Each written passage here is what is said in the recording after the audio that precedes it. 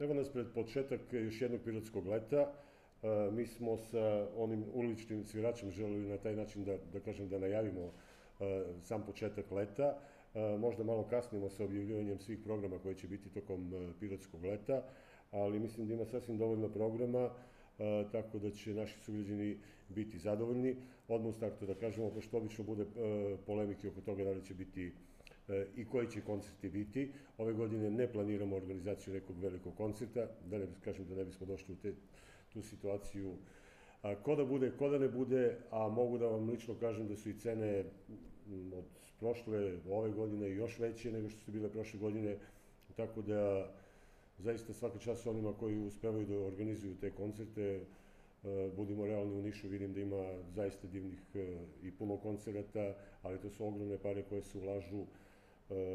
Mi sa jednim koncertom održanim organizujemo celo Pirotsko leto, mislim, tako da zbog toga smo se ove godine odlučili da imamo, kao što smo i najavili prethodne godine, da imamo što više dečijih predstava, tako da će naši mlađi sugrađani zaista biti, ja se nadam, iznenađeni da će uživati u tim dečijim predstavama. A za početak, kao i svake godine, prva manifestacija kad je Dom kulture u pitanju je Amateri svome gradu. Koncert će biti održan za Vidovdan na Omladinskom stadionu, na rukometnom terenu Omladinskog stadiona od 19:30. Ulaz je besplatan, tako da pozivamo sve naše sugrađane koji vole folklor, neka dođu, da ne bude kao što smo sad imali ove koncerte tokom maja meseca, pa nije bilo dovoljno karata, pa su se neki bunili da mogu da uđu i tako dalje. Na Omladinskom stadionu ima sasvim dovoljno mesta, neka dođu i neka uživaju. Još jednom da ponovim, 28. jun od 19:30 sati, Omladinski stadion, rukometni teren, znači to će biti taj koncert. Posle toga, Dom kulture ima još 20 različitih programa tokom Pirotskog leta. Krenut ćemo od 1. do 4. jula. Imaćemo 3 dečije predstave: U svetu bajki, Mačak u čizmama, Kad su deca kući sama, a 3.7. ćemo imati Mađioničare, Piksi i Zeka. Sad ne znam da li da spominjamo više Piksija ili da ga izbegnemo, bolje posle sinoćnje utakmice, ali u svakom slučaju Piksi i Zeka bili su pre neku godinu. Zaista su interesantni Mađioničari, zaista verujem da će deci biti interesantno. Ne sećam se da li sam pomenuo u startu, znači to su u principu, svi ovi dečiji programi, dečije predstave su u principu za decu 2+, 3+, pa naviše. Tako da oni stariji mogu da dođu da pogledaju, ali uživat će pre svega ova mala deca. Takođe, kao i prošle godine, u saradnji sa Fakultetom dramskih umetnosti i njihovom organizacijom u Temskoj, organizovat ćemo i ove godine koncert ansambla Binički na Omladinskom stadionu 17. jula. Dođite, pretpostavljam da će ponovo biti neka filmska muzika ili tako nešto, ne znamo tačno koji će biti repertoar, ali svakako će biti interesantno. Prošle godine mislim da je bilo dosta ljudi koji su to gledali.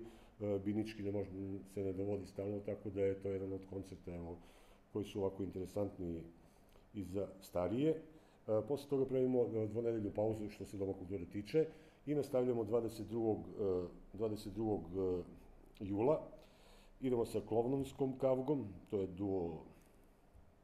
duo predstava, zatim imamo Zlatokose i princ 23. 24. dečija predstava Majstro Mario. Predstave su od 20 sati. Za sve predstave, znači sve predstave koje će biti u okviru Pirotskog leta su besplatne. Sve će biti na maloj sceni, ukoliko padne kiša, naravno kod jednog sata vreme pre početka predstave, ako pada kiša, prebacivat ćemo se ovde u sali Doma kulture, a 25. smo dogovorili pesnika Marka Miloševića i Borisa Režaka, u principu je kabare, pesničko veče, bit će interesantno, ne znam, svi oni koji imaju Instagram verovatno prate ili neka ga zaprate da vide, zaista je divan program. Pa posle toga nastavljamo sa dečijim predstavama.